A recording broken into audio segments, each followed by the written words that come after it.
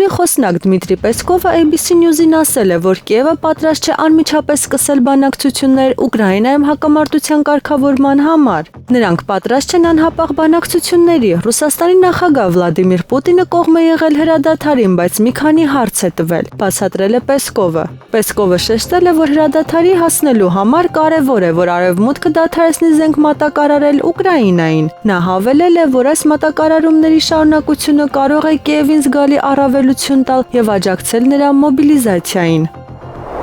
Ամերիկյան Elliott Investment Management ներդրումային ընկերությունը բանակցություններ է վարում ենթակառուցվածքային ակտիվների պորտֆելում բաժնեմասի գնման շուրջ, որը ներառում է Բուլղարիայում գտնվող թուրքական հոսգազատարի երթուղում մի հատված։ Այս մասին հաղորդում է Wall Street Journal-ը։ Լրագրողները նշել են, որ ընկերությունը վերջերս գաղտնիության մասին համաձայնագիր է կնքել բուլղարյան գազի օպերատոր Bulgartransgaz-ի հետ։ Նյութի համաձայն Elliott Investment Management-ի ներկայացուցիչները ապրիլի վերջին հանդիպում են ունեցել նաև Բուլղարիայի կառավարության հետ։ Պարբերականը գրում է, որ բանակցությունները գտնվում են վաղ փուլում։ Ակնկալվում է, որ գործարքը ընկերությանը հասանելիություն կտա ենթակառուցվածքային կառույցներին, տվյալների կենտրոնների ցանցին, տվյալների փոխանցման մալուխներին եւ այլ ակտիվներին, սակայն ներդրման չափը չի նշվում։ Պենտագոնը պայմանագիր է կնքել Lockheed Martin-ի հետ HIMARS բազմակի հրթիռային համակարգի արտադրության համար։ Այս մասին հայտնել է ԱՄՆ Պաշտպանության նախարարության մամուլի ծառայությունը։ Տեխաս նահանգի Grand Prairie քաղաքում գտնվող Lockheed Martin Corporation-ը ստացել է $742.1 միլիոն ֆիքսված գնով պայմանագիր։ Բարձր շարժունակության HIMARS հրետանային հրթիռային համակարգի համար ասվում է հայտարարության մեջ։ Մամուլի ծառայությունը պարզաբանել է, որ աշխատանքի վայրը եւ ֆինանսավորման պայմանները կորոշվեն յուրաքանչյուր առանձին պատվերի համար։ MLRS-ը, ինչպես սպասվում է, պատրաստ կլինի մինչև 2027 թվականի մայիսի 31-ը։ Ֆրանսիայի նախագահ Մակրոնը, Լեհաստանի վարչապետ Տուսկը, Գերմանիայի կանցլեր Մերցը եւ Մեծ Բրիտանիայի վարչապետ Ստարմերը ժամանեցին Ուկրաինա։ Կիևի երկաթուղային կայարանում քաղաքական գործիչների հանդիպման տեսանյութը հրապարակել է Union-ը եվրոպական պետությունների ներկայացուցիչներին դիմավորել են Ուկրաինայի նախագահի գրասենյակի ղեկավար Անդրեյ Երմակը եւ արտաքին գործերի նախարար Անդրեյ Սիբիգան։ Նորընտիր Հռոմի պապ Լևոն 14-րդը մանկուց սիրում էր քահանայի դեր խաղալ։ Այս մասին գրում է New York Times-ը հղում անելով պապի եղբորը Լուի Պրևոյին։ Չիկագոյի արվարձանում մեծանալով ապագա Հռոմի պապ Լևոն 14-րդը չէր ձևանում կովբոյ կամ բանկային կողոպտիչ։ Փոխարենը նա սիրում էր քահանայի դեր խաղալ։ Ասվում է հոդվածում։ Հրապարակման մեջ ասվում է, որ փոքրիկ Ռոբերտի ընտանիքը հաճախ կատակում էր, որ նա կդառնա հովապետ։ Հռոմի պապի եղբոր խոսքերով մանուկ հասակում Լևոն 14-րդը միշտ խաղարարի դեր է խաղացել եղբայրների միջև հակամարտություններում։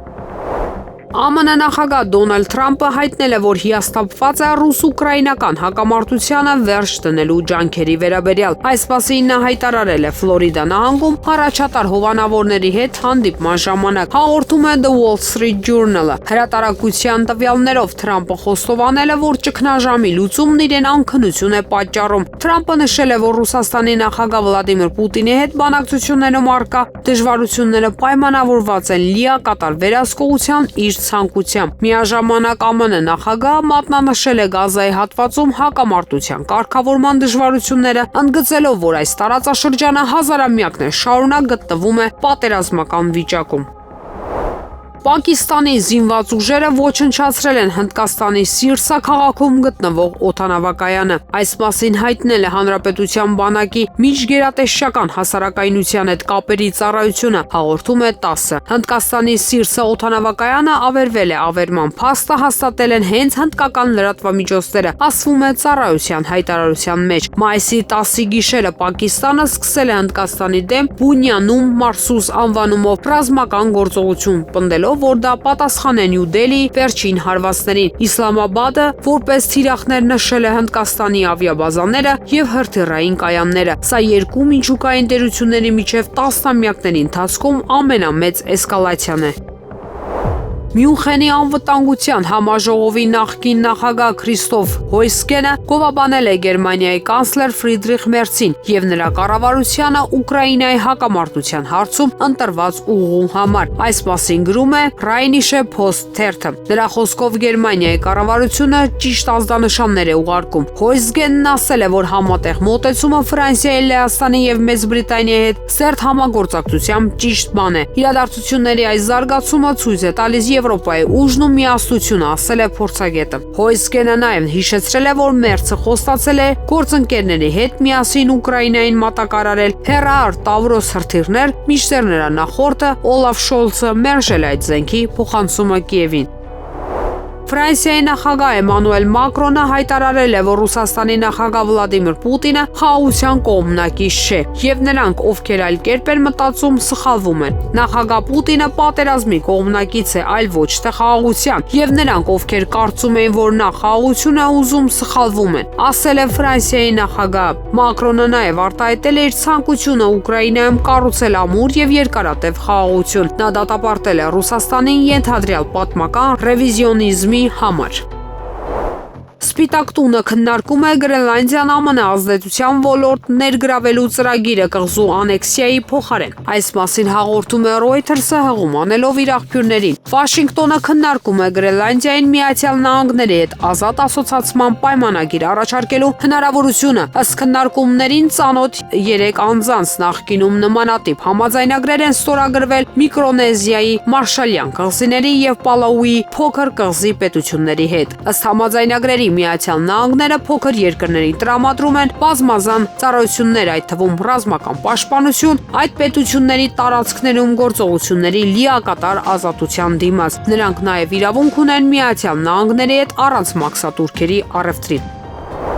Հյուսիսային Կորեան եւ Ռուսաստանը միշտ միասին կլինեն որպես դաշնակիցներ։ Այս մասին հաղորդում է Կորեայի կենտրոնական լրատվական գործակալությունը, հղում անելով Կորեայի ժողովրդական դեմոկրատական հանրապետության իշխանությունների կողմից Ռուսաստանին ուղղված շնորհավորանքներին հայրենական մեծ պատերազմում տարած հաղթանակի 80-ամյակի կապակցությամբ։ Կորեացի ժողովուրդը կշարունակի անսասանորեն հավատարիմ մնալ Կորեայի ժողովրդական դեմոկրատական հանրապետության եւ Ռուսաստանի Դաշնության միջև համապարփակ ռազմավարական գործընկերության մասին պայմանագրի ոգուն եւ պարտավորություններին եւ կցուցաբերի ամուր աջակցություն եւ օգնություն Ռուսաստանի կառավարությանը եւ ժողովրդին, պետության ինքնիշխանության, անվտանգության շահերի եւ տարածքային ամբողջականության պաշտպանության գործում, ասվում է շնորհավորական ուղերձում։ Նպատակահարմար չի համարվել թերթ.am-ի հարցին, թե ինչու մայիսի 9-ին Հայաստանի Հանրապետությունից զորախումբ չի մասնակցել Մոսկվայի շքերթին, պատասխանել է վարչապետ Նիկոլ Փաշինյանի խոսնակ Նազելի Բաղդասարյանը։ Հիշեցնենք, որ մայիսի 9-ին վարչապետ Փաշինյանը հայրենական մեծ պատերազմի հաղթանակի 80-ամյակին նվիրված զորահանդեսին մասնակցել էր Մոսկվայում։ Մայիսի 9-ին ժամը 22:20-ի սահմաններում Ադրբեջանի զուս ստորաբաժանումները կրակ են բացել Սյունիքի մարզի Խնածախ բնակավայրի ուղղությամբ, ինչի հետևանքով վնասվել է բնակելի տանիքը։ Տուժասեր չկան, հայտնում են Հայաստանի Հանրապետության Պաշտպանության նախարարությունից։ Ադրբեջանական կողմին կոչ են անում հետաքննել Խնածախի բնակելի տան գնդակոծման փաստը եւ հանդես գալ հրապարակային պարզաբանումներով։ Իսկ այժմ սպորտի լուրերից Հայաստանի ֆուտբոլի առաջնության 2024-ից 25 մրցաշրջանի չեմպիոնը Երևանի Նուան է։ Հայաստանի Պրեմիեր լիգայի 30-րդ տուրի շրջանակներում Նուան սեփական հարկի տակ ընդունեց Փյունիկին եւ առավելության հասավ 2-1 հաշվով։ Այս հաղթանակից հետո Նուան հավաքեց 71 միավոր եւ անհասանելի դարձավ երկրորդ տեղում գտնվող Արարատ Արմենիայի համար ժամանակից շուտ դառնալով Հայաստանի չեմպիոն։ Նուան իր պատմության մեջ առաջին անգամ դարձավ Հայաստանի առաջնության չեմպիոն։